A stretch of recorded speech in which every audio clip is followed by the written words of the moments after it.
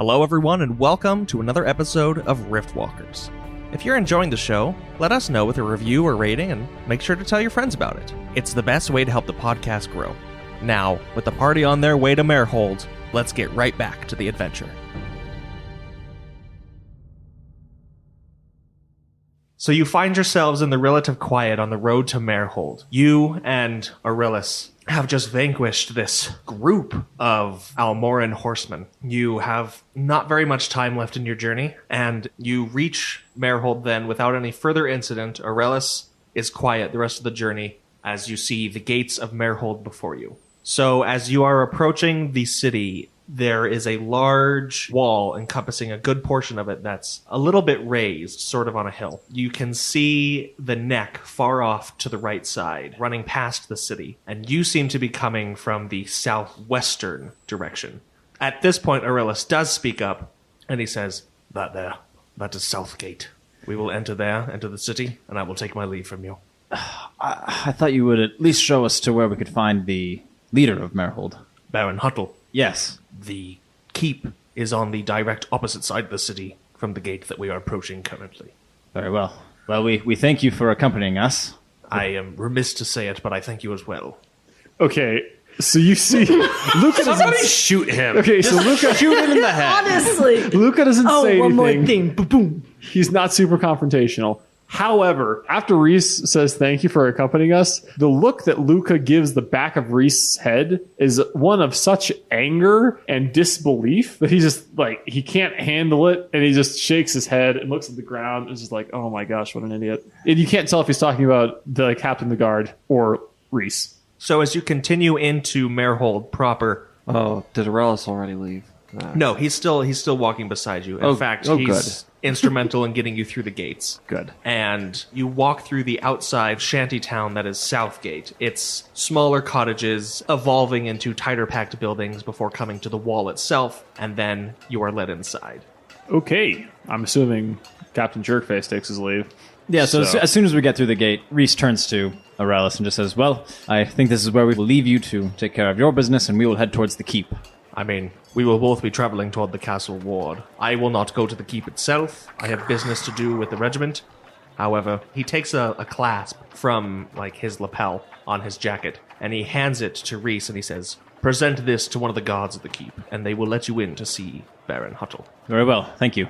And Reese just kind of keeps on walking. I assume they're walking at this point as well. Yeah. And we proceed to the keep. All right, so it's almost a mile through the city. It's a pretty well-defined main street that you are on from Southgate all the way into what you learn is the River District, then into a central plaza before heading even more northeasterly to the castle ward and eventually the gates and walls of the keep itself, where two guards stand present outside the portcullis. Then Reese walks up and approaches the two guards, token in hand, and greets them.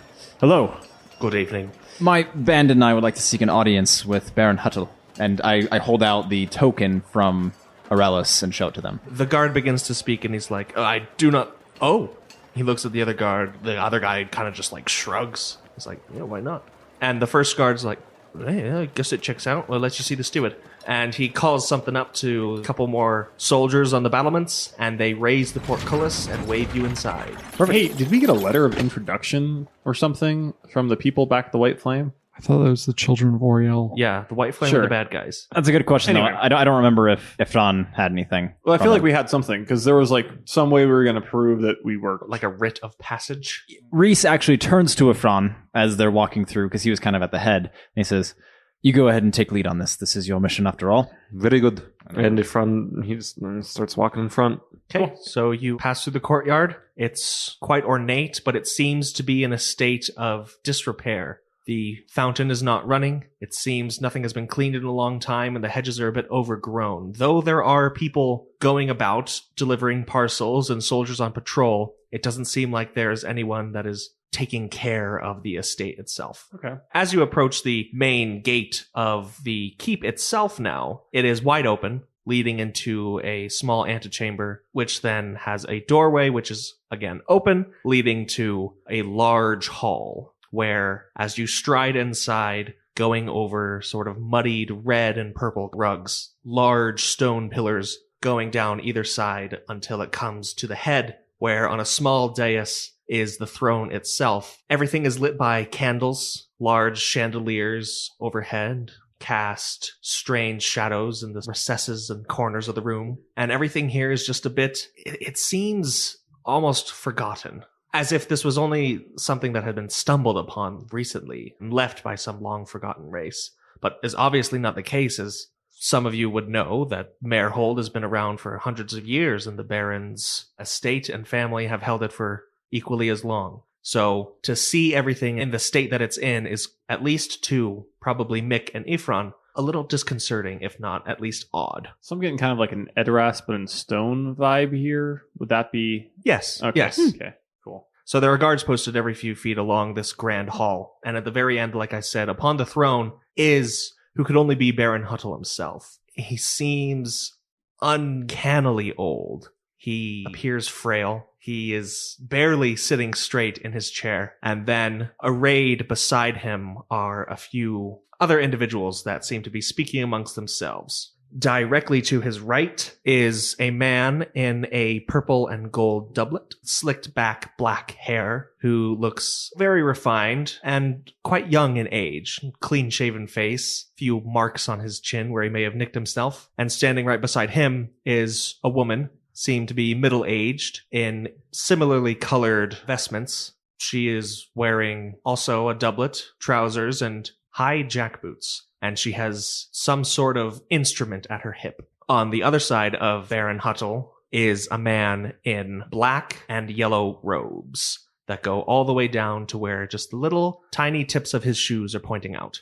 Does the guy in the robes have any like symbols or markings on said robes? Not on the robes, but he wears a monocle, and he also has a golden mask covering the bottom half of his face, and there are different symbols etched into that. Does the mask look like he could still talk beneath it? Yes. Okay. Do you know Hannibal Lecter? Yes. It kind of looks like that mask, but not restraining him.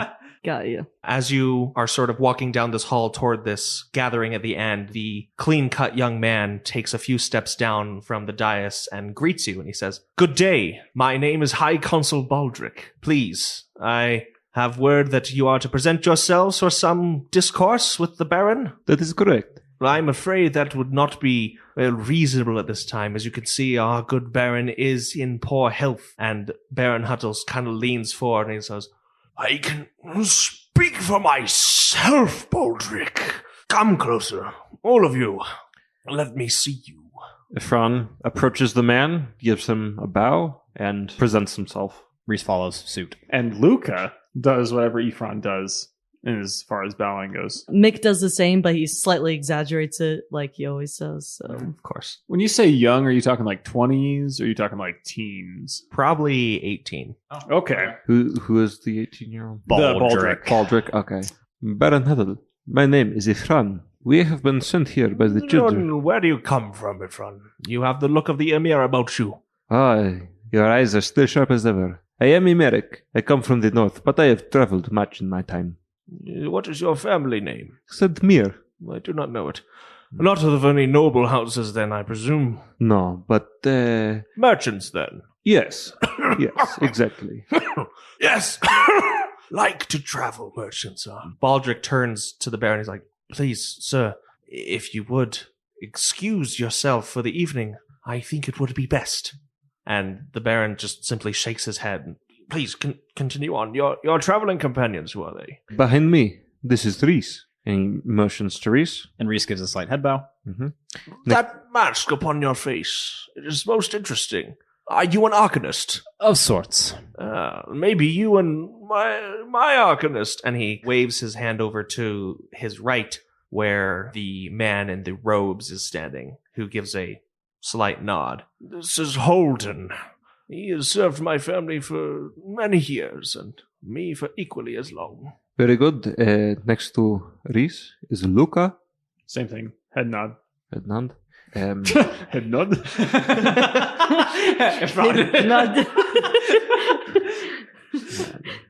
Behind him is Mick, and next to him, Lyrian. "You there, the tailish one." And he points a withering finger to Mick.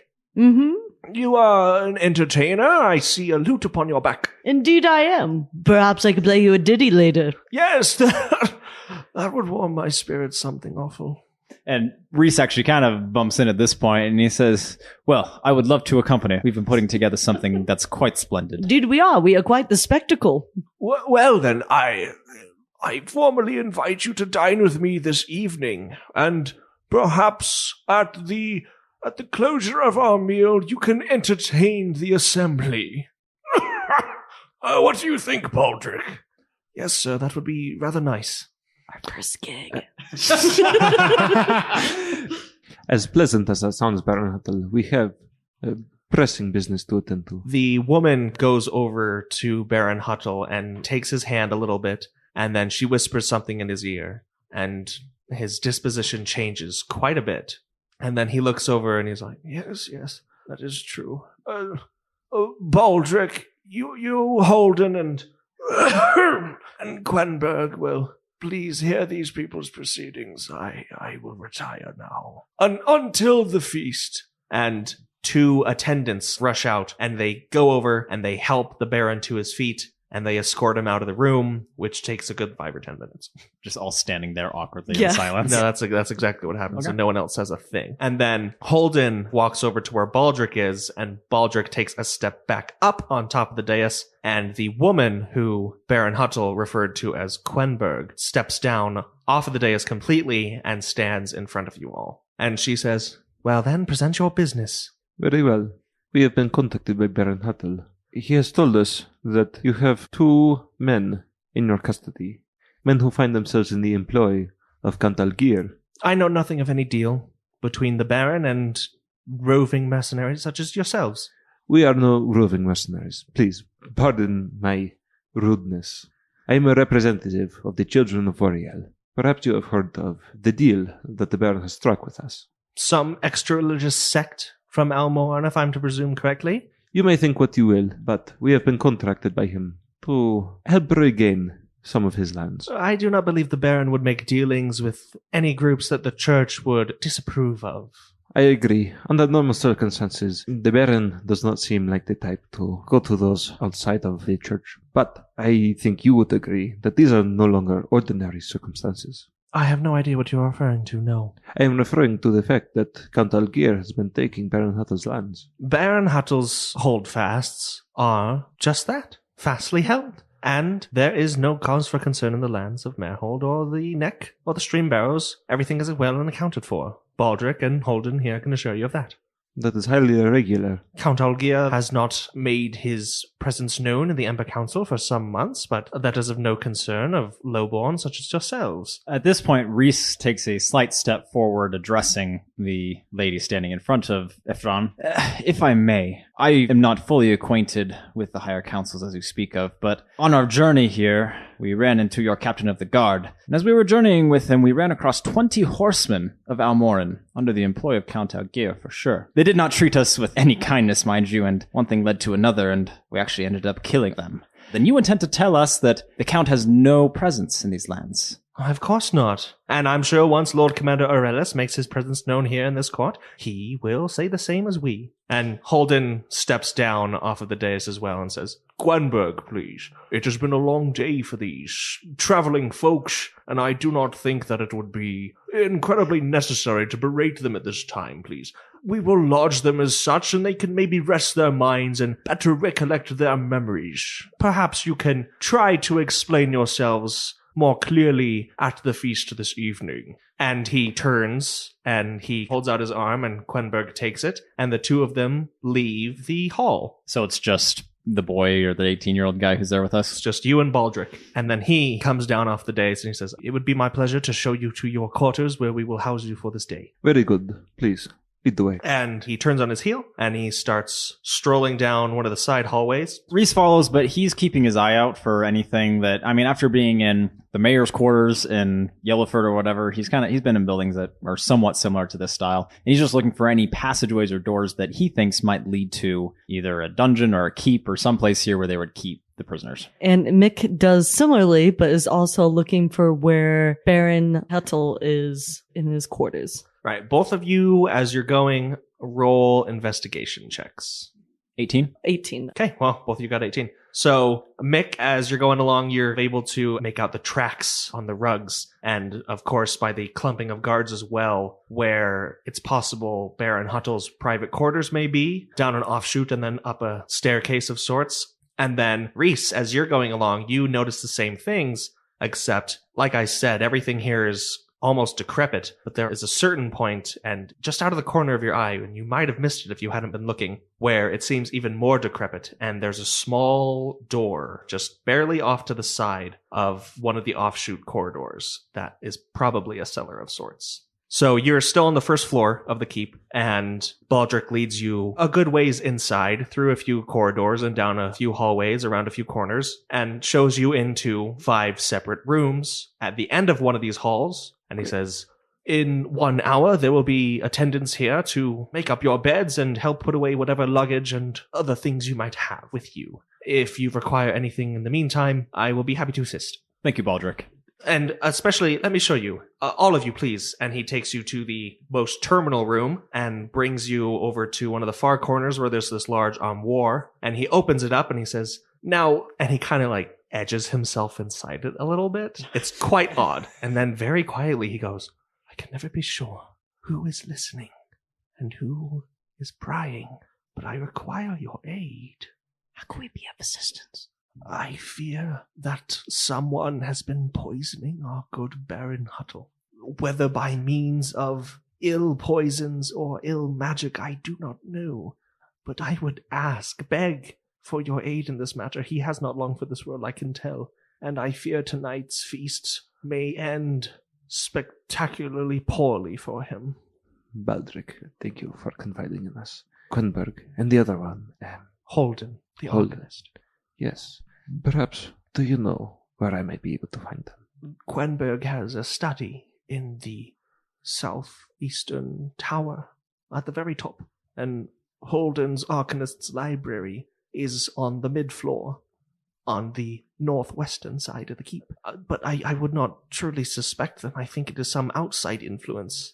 Quenberg and her family has served the Huttel family for generations. And my father knew Arcanist Holden from his time at the Arcanum at Mainstay. He was referred here by him, and he's been a loyal servant of the Baron ever since. But if you must pry, then well, just do so discreetly. I only ask because it is obvious that the Count has meddled in the affairs of Baron Huttel. You speak of Count Algier. Yes, and I find it highly unusual that both of them would deny his influence in this area. I mean, we have not seen or heard reports. In fact, that's why we were waiting all for Lord Commander Aurelis. Without his forward reports, we have no way of knowing exactly what is going on in the stream barrows. Communication has been shoddy at best. And Baldric, one last thing.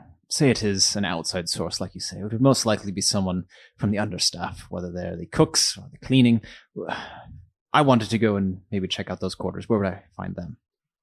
On the lower levels, on the southern end, yes. Just adjacent to the banquet hall. Perfect. Thank you. Well, we have some things to confer among ourselves. We will wait for these attendants and... Yes. And as you can see, there's plenty of space to put all your belongings here. And then he closes the armoire, and he gives a little bow, and he says, attendants should be by shortly. Whether you're in your chambers or not, they can attend to your luggage and make up your beds. And he gives another bow, and he dismisses himself and leaves. Okay, so Luca turns to the rest of the group, and he says, well, independent of what Baldric says, these people know something's going on. Otherwise, they're not worthy of their own titles. So we need to be aware. I don't trust them. I agree, Luca. We should all stay alert, and I believe we should investigate all avenues. And as much as we should have concern, we mustn't forget why we are actually here, to find these prisoners. I think I might have spotted the corridor that would take down to the cellar on our way here. Yes, indeed. And I also saw the quarters of the Baron himself. So perhaps from his quarters, we could get some information from him. Time to split the party! Yeah, it is. This is how people die. I was going to say, we got 5 different places, 5 different people. Who's going to die first? Well, if no one is against it, Luca would be interested in visiting the Arcanist. So Luca, in turning to the group, says, I have some interest beyond just this and what this Arcanist may be able to do. So if no one believes that they would be better for it, I would like to investigate his laboratory. Yes, I think you would actually be very well suited for that, Luca. And I would enjoy going down to the dungeons myself, but unfortunately with my armor and the bright light from my face, it kind of inhibits my ability to remain undetected. But Mick, I assume you would be able to find your way quite easily down there. Indeed, I can. And honestly, Reese, I think you might be very useful in either the kitchens and servants' quarters. Your intimidating presence might convince them to open up. Well, Lyrian, Ephron, where do you think you could be most effective? Ifran mentioned possibly speaking with Quinberg, so if he's taking care of that, I might accompany Mick. Very well. I would suggest as well, perhaps if we want some more information, maybe later at the dinner or even now, without the supervision of the guards and other escorts, I suppose, that would be important to talk to the Baron alone. That is a good idea, although I imagine they would not leave him completely unattended, especially in his health, or if Baldric is to be believed, to let him be by himself to be accompanied by others. So do what you will, but be careful. And you split up. Never to see each other again. And that's been the Riftwalkers. Thank you all for tuning in for this 15-episode joyride. So before we split up, Reese just turns to Ifran after the plan is made. Ifran, you understand this culture much better than we. Is there anything we should expect in terms of events that we need to be at that will happen midday, or specific people of power in the house aside from those we've met that should be avoided? I do not know the particular politics of this area, but I believe that we already know most of the important people here in Meerhold. I would be wary, and I would try not to arouse suspicion. If there is something sinister going on, it could be bad if one of them were to become suspicious of us. All right then, to avoid suspicion, perhaps we should come back in an hour when they turn down our sheets. By all means, do things as quick as we can, but don't push on our luck if we don't get anything. Then Reese looks everyone, seeing if they're all ready. Luca tips his hat and walks out of the room. Before Reese leaves, I look at him and just say, I don't think you'll need this, but best that you have it. And I hand him my Lycal that Mick had given me. Reese scoots a little closer, quickly grabs it, puts it in a side bag, and just looks at Larry and thank you. Who has the bone dagger? Reese does. Reese does. Just one. Stab some servants. You look like the embodiment of evil. Die! I'm just wondering, because remember, it detects evil. That's true. Reese checks his things and sets out to go to the south end to visit the cooks. Okay. Let's go kill some cooks. Jeez Louise. Okay, so Reese makes his way through the corridors until he comes to what is obviously a more plain part of the keep. Looking around, these corridors are not so lavishly made up. There aren't fine rugs. There are simple lamps on the walls with candles burning. And then there is an open archway to where you can hear sort of a hearth burning and lots of activity going on. People yelling and chopping and metal on wood, water running, things like that. It's Right. the kitchen, very obviously. Very obviously. Okay. Reese reaches into his side bag and he pulls out his pan flute, has it in hand, and strolls into the kitchen. So immediately a large man wearing simple trousers, no shirt, and a white apron stained with guts and blood, holds up a cleaver from across the room and points it at Reese and says, "Oh, now what in Vale's name are you doing in here?"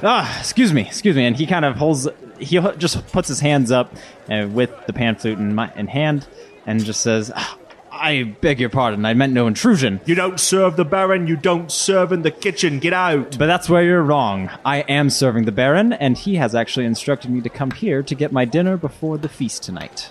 Why in Vale's name? What are you then? What's with the fancy mask? The mask has nothing to do with my act, I assure you, sir, but it is part of my Act? act, yes. Bloody. So, as you can tell, I am a traveling musician, and the Baron has actually invited me to perform for him tonight. Are there more of your ilk on the way? Only one, but she has eaten previously to getting here. I unfortunately forgot, and the Baron was gracious enough to offer me a little something beforehand, but I obviously will not be eating at the feast. Morvan! Morvan! He calls across the room to this scrawny fellow. Why don't you serve this prick something? Thank you very much, and I go along with Marvan. And so Morvan waves you over kind of hurriedly, and he's like, yeah. Morvan can't be more than 14 years old. Perfect. And he's like, yes, I'll get a plate for you together. A bit of bread. We have quite the feast going on tonight for the Baron and some illustrious guests. Illustrious guests. Who might those be? Well, I do not know. I don't concern myself with such things. Even so, it's none of my business. Of course. I keep my head down in the kitchen. I don't wish to disturb anyone. There are servants and people everywhere. This is a huge room. There's got to be at least 30 to 40 people in here just going about, yelling orders, cooking things, getting stuff ready. You're kind of lost in it all. And Morven grabs a plate and he's just rambling on, talking, and he's motioning for you to follow him. And as he's going, he's just picking different things out of baskets and off of tables and assembling them on this plate till it's like stacked 3 times as high as the plate is wide. Okay. And then he brings you to a very, very small table in the back furthest corner of the kitchen next to a closed wooden door. And he says, "You can have your meal here. Good to meet you." Thank you very much. And actually, as Morvan starts walking away, obviously I have to do something important, Reese just reaches his arm out and grabs Morvan's arm pretty firmly and just looks at him. Morvan, I actually had one last question for you. What's the pity? What? He just, with you there? What could that be? You see, I had actually a particular request as far as the count. Is the food not too light? I can give you something else. No. The food is very much to my liking. Morvan, why don't you sit down? I'm sure there's more than enough people. There's only one chair at the table. Okay, Morvan, how long have you been here? Well, my mother's been indentured here for a good 5 years now, and me the same. Do you like it here? Well enough. I mean, we have a roof over our heads, and we're not out in the cold and bleeding and dying, so And it's better than the other ilk. your entire time here, you say you grew up here.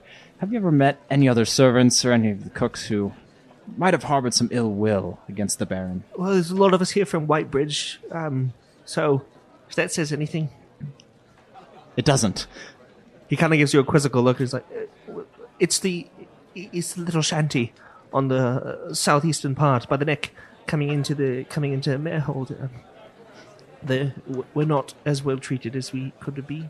And does that bother any of these? I'm sure that you are accustomed to it, having grown up here, but do any of the older servants speak when they're alone? Oh, no, we're all very grateful of the Baron and his hospitality. The Baron is a very kind and gentle man. Well, And as of late, it has been a bit odd in the castle and out, but that is not to my concern. And he kind of tries to squirm away. And as a matter of fact, Reese actually kind of stands up a little bit, getting a little bit closer. This is actually a very important part of what I need to talk to you about. And his eyes are like wide. Like, yes? The Baron is not well at all, is he? No, not at all. How long has that been? I do not know. It's maybe going on 1 year, ever since the disappearance of his son. Disappearance of his son? Was that unexpected, or did he go off to battle and just did not come back? Well, I do not concern myself with such things. Of course. Morvan, I am sorry. I did not mean to hold you. He lets go of his grip a little bit. Can I ask one favor of you? Please, sir, my lord, anything. Before the feast tonight, can I count on you to keep your eyes open for anything interesting or out of the ordinary going on here in the kitchen? Well, I mean, we do have many chefs from afar. It's a quite elaborate feast, so there are servants from odd lands that I do not know and cannot name. So. Of course. And I do not need you to keep an eye on particularly those with names that you do not know, but you've got a keen eye. You're a smart lad. Thank you. I trust you can tell when something is wrong or out of place. Yes. If anything is amiss, I'll come running. Very well. Thank you. And he kind of gestures for him to go off. What was your name, my lord? Charles. Very well. So, Charles. And he bows his head and he scampers back into the kitchen. Very well. Reese kind of turns to his plate. It's overflowing. Things have been falling off during this whole time. And he picks up some... He can't really even eat because he has his mask on. But he takes up something that'll fit through his mouth hole and starts kind of nibbling on it. And while he's nibbling, he's kind of peering around the kitchen, looking for... Not necessarily the man that pointed the cleaver at him when he came in, but other figures that look like they could be of authority in the kitchen. Do a perception check. 3. Nope. It's like there's just a wall of people. Okay. Indistinguishable. Very well. Then, leaving the kitchen affairs in the capable hands of the young boy, Reese takes a few more items, stuffs them in his bag for later, stands up, and is there a separate section for the people who will be serving the food, or are they kind of just all jumbled together? Right now, you can't really tell the two apart. The only feature that stands out to you is that door that's right next to you. It's not the door I came in. No. Okay. Reese gets up, he walks by the door, and as he's going, he kind of brushes it open and just peeks in to see if he can see what's on the other side. It seems to be sort of a larder, and then there's another door at the end. There are maybe 2 or 3 servants inside, gathering things up and putting things in crates or boxes, and then it seems there's another larger door where people seem to be bringing in supplies. So Okay. it's a larger storeroom. Larder storeroom. Then, very quickly, Reese pushes his way into the larder. You said there were like 3 servants in there? Yes. Okay. He pushes his way into the larder, doesn't even pay attention to the servants, and goes out into the outside area where people are carrying stuff in. Okay. So it's around sort of the back of the keep itself. There's a little postern gate that's been opened, and there are a few carts that have been pulled inside with a few mules, and there are a host of people unloading different things. And the people who are unloading the cargo do not look like servants of Baron Huttel. Rather, they are wearing quite flamboyant colors, and they are more like Ephron than anyone else. Okay. But like flamboyant, are we talking like Mick flamboyant here, or not quite? Yeah. Oh, Like, wow. maybe not in like style, but definitely in color. Like very bold greens and blues and yellows. Okay. Then Reese just strolls out. He sees them moving boxes and whatnot and just says, "My friends, helping out with the feast, are we?" And one looks up, and a few of them look between each other, and then one kind of puts down his box or gives it to another person. And he comes up to you and he extends his hand. And he says, "Good day." "Good day, sir." And he takes his hand. "My name is Charles. I'm Holden's apprentice."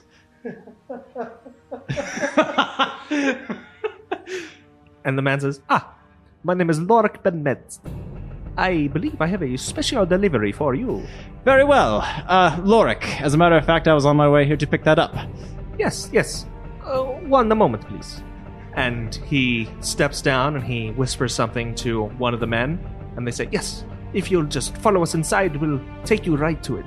Perfect. And they hop up to where you are, and then they walk inside the storeroom and lead you around a corner. Okay. And there's a sort of another door at the back of the storeroom. Do Okay. you follow them? Yes. Lorik opens the door and walks inside. And then the second man bids you enter and gives you a little bow. And just graciously, I walk past him. Okay. And then he closes the They're door. gonna shank me so bad. And then they draw knives. Oh my gosh.